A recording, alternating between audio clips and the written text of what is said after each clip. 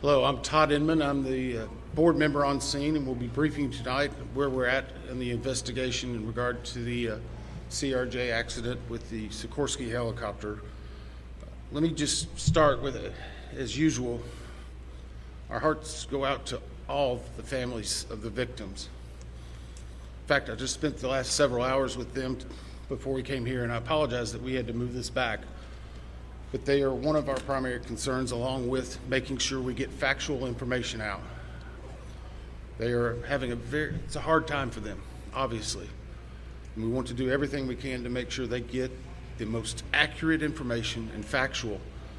And has always been at the core of the NTSB mission, our job is to just come out with the probable cause, but then more importantly, make recommendations so that this type of tragedy never occurs again.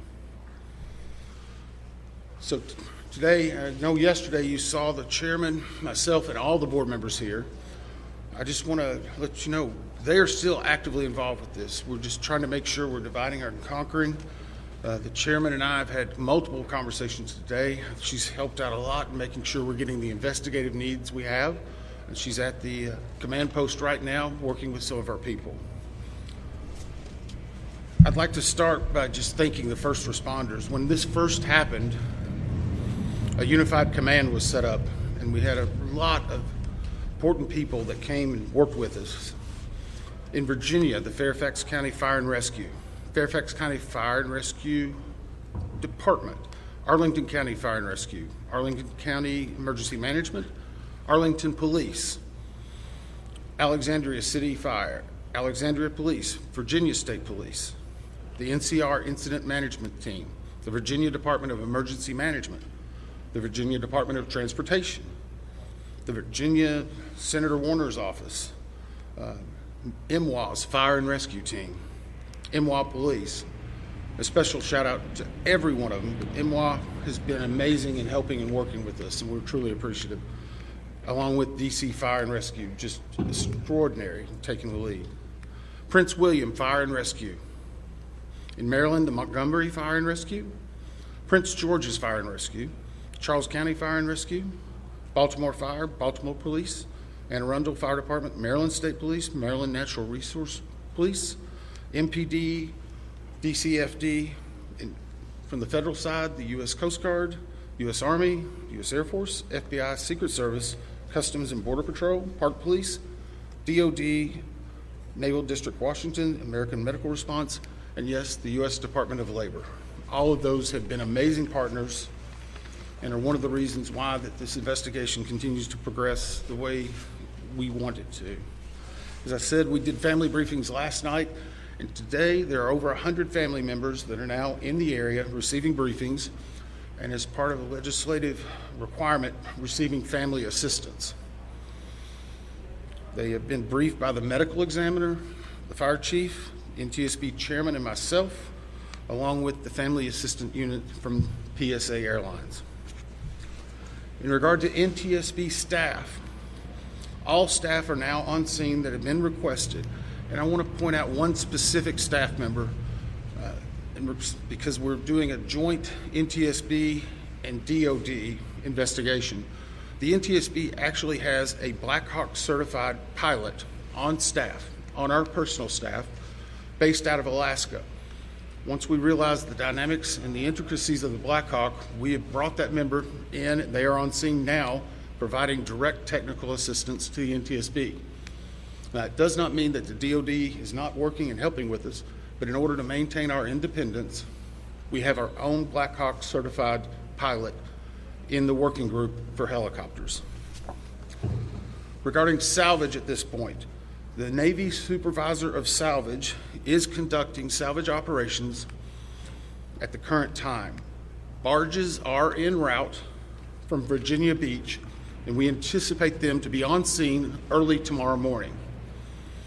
After their arrival, they will be secured and located, and then significant salvage operations will continue. They are ongoing right now, but this will be the main lifting. It's being done in conjunction with the DC Medical Examiner's Office in order to make sure simultaneously that any additional victims are recovered and immediately turned over to them for identification and returned to their families. SupSalv, which is the supervisor of salvage, is also conducting a debris mapping right now. This will help in our post-accident analysis of how the machine actually reacted to the incident. It'll also help us with understanding some of the airworthiness and crashworthiness and human factors. We have right now two distinct debris fields. One that houses the Sikorsky, which is in comparison to the CRJ, a little bit smaller. The CRJ is in another distinct area, and we consider a little bit larger. The good news is, based upon the initial mapping, while there are some small aspects of that debris field, there are large chunks that will be easily recoverable, and it will aid in the investigation when we bring it into the secured facility that will be located here on MWA. That will help us in the close proximity to be able to review and evaluate. Yesterday, we outlined for you a number of groups that have been stood up. A few of them in particular I want to call out, although every one of them have been working very hard. For your edification, the ATC group, Air Traffic Control, has been conducting interviews today. They're ongoing tonight. They will be ongoing for probably the next few days. We've had full cooperation in getting the witnesses that we need to gain those interviews. We will then take that information and match it with other data that we're receiving, and if necessary, conduct follow-up interviews at a later time. Our operations group now has on site an exemplar airplane similar to the CRJ 700. It's on a hard stand here at MWA. They will use that to evaluate cockpit configuration, seating, things like that.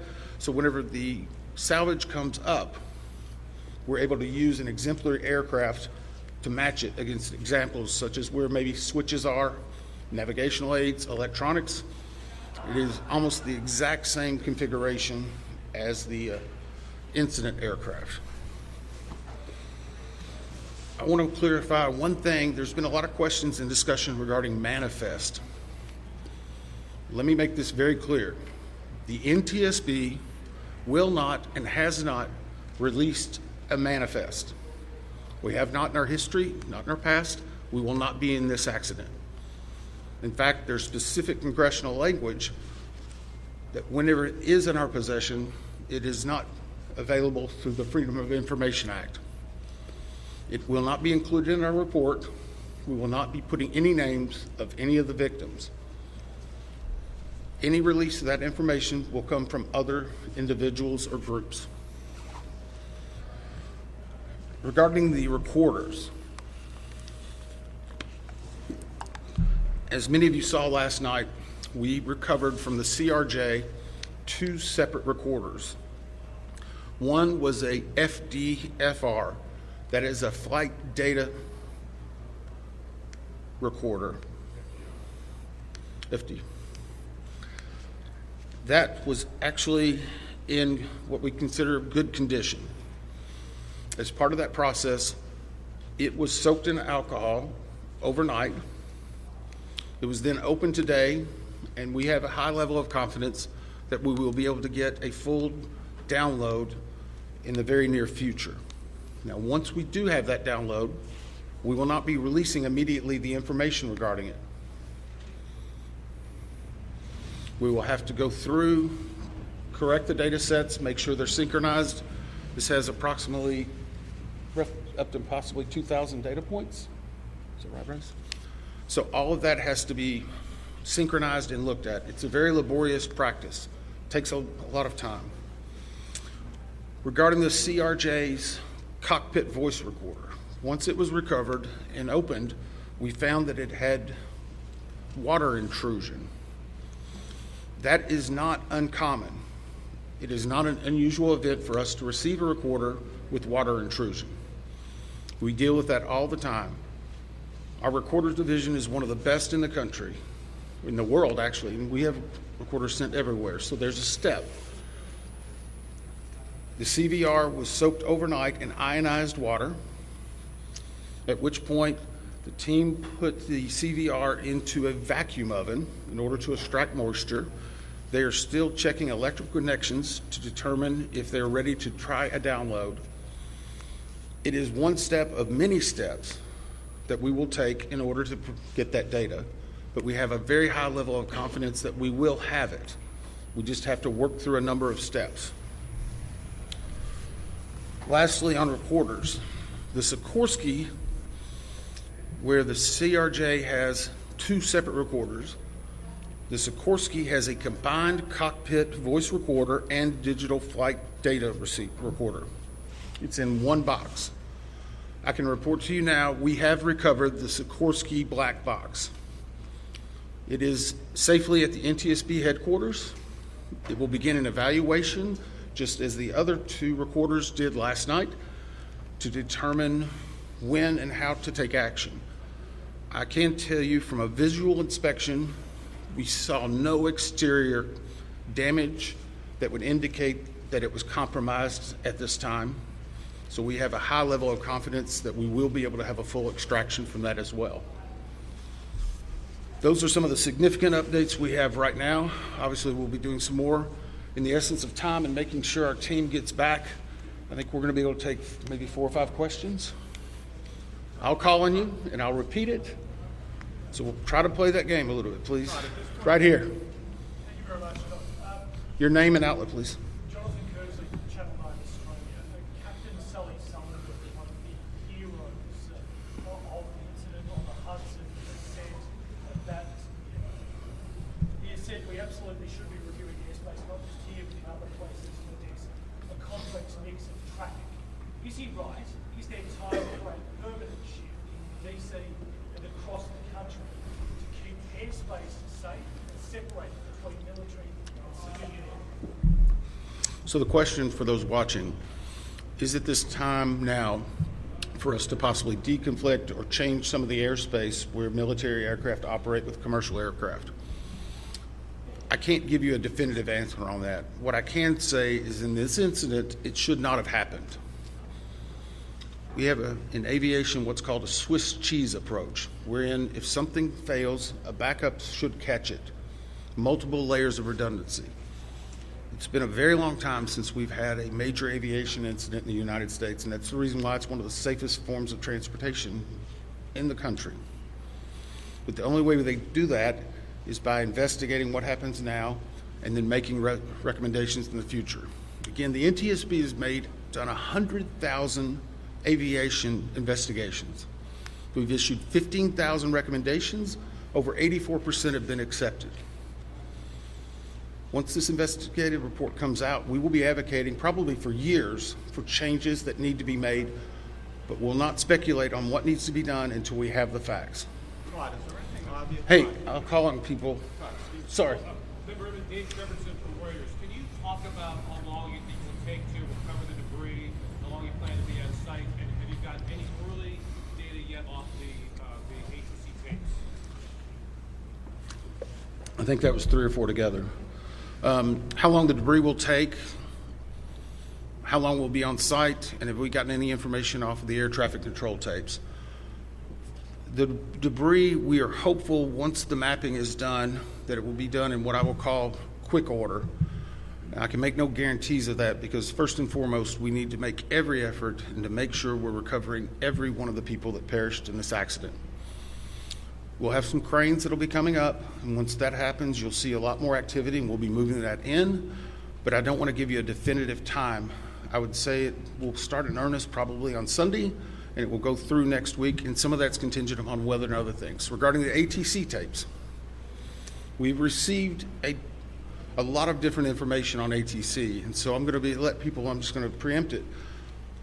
Off-the-shelf software programs are not always as accurate as the data we specifically get from NTSB, from the black boxes.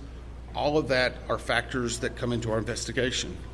So we will not speculate about ATC tapes that you may have heard and seen online or snippets. We are getting the full cooperation that we need to be able to make an accurate assessment and to make sure what we are saying is factual and that it will help and aid in the entire investigation. You?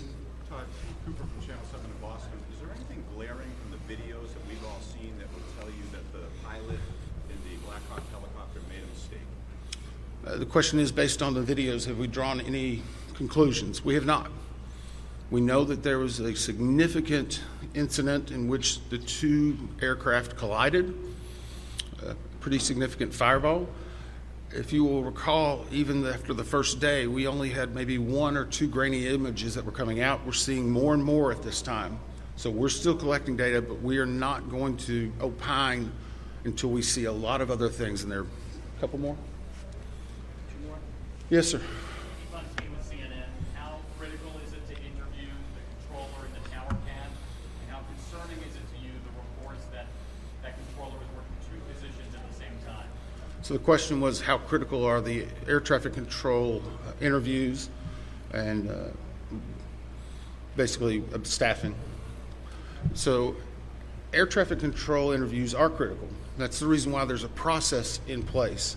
That began immediately after the accident. It was preservation of that evidence. It was immediately taking down notes, getting logs, all that information. We will go back and look at any air traffic controller that was involved in this. We'll go back and look at their past probably 72 hours, even 2 or 3 weeks. We'll look at their training, their hiring, everything, what they probably ate that day. But it is not one point that tells us everything. It's layered into a lot of other information that's very critical. Regarding staffing, the FAA has had a very robust plan in looking at staffing. Obviously, we'll be looking at not only staffing that day, but progressively staffing. How many people, what job functions they were doing. Were they being combined? Were they not? What was the weather outside? What was the number of landings? I recall back during COVID, 1 runway was being used. Runway 1, that was the only one. 33, as traffic came back, started being opened up. So we would look at changes in traffic patterns, construction at the airport, all of that. It all paints a very big picture. Who are you? Sorry. Sorry, Leah with APD. Have investigators interviewed air traffic controllers at this point? The question is, have we interviewed air traffic controllers? Yes. I think I started with, Were they working at the time? sorry. They were working at the time. I'm sorry, the clarification, was it an air traffic controller that was working at the time of the accident? Yes. Yes. Now, I'm not going to speculate. Sorry. Nope, sorry. I'm not going to speculate. The next question is, was there 1, 2, 3? I don't have the answer for that right now. I know that the controller that was working at the time has been interviewed, and his interviews are ongoing throughout the day. Yes, ma'am. Last one.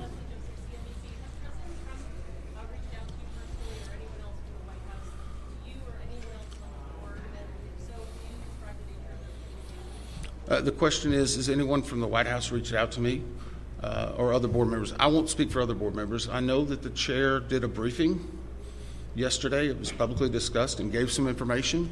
I have not received any contact. I'm going to go back to something we talked about earlier. The NTSB is an independent bipartisan board.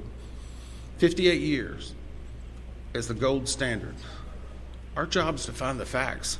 But more importantly, our job is to make sure this tragedy doesn't happen again, regardless of what anyone may be saying. Our investigators never want to see this happen again, and I never want to have to go back and brief another set of family like that. Thank you. Thank you very much.